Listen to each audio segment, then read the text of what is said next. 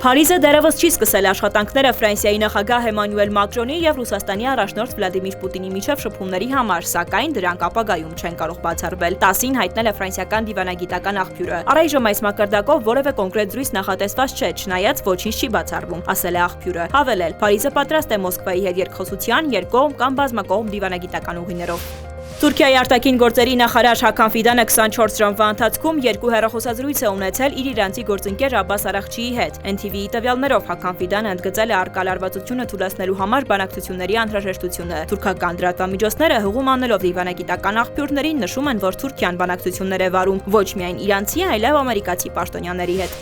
Միայն Դանիան եւ Գրենլանդիան կարող են որոշել իրենց ապագան, մամուլի ասուլիսում հայտարարել է Եվրահանձնաժողովի նախագահ Ուրսուլա ֆոն դեր Լեյենը։ Առաջին հերթին Գրենլանդիան պատկանում է իր ժողովրդին, հետևաբար Դանիան եւ Գրենլանդիան միայն ու միայն իրավունք ունեն որոշումներ կայացնել Դանիային եւ Գրենլանդիային վերաբերող հարցերի վերաբերյալ։ Սա առաջին եւ ամենակարևոր կետն է։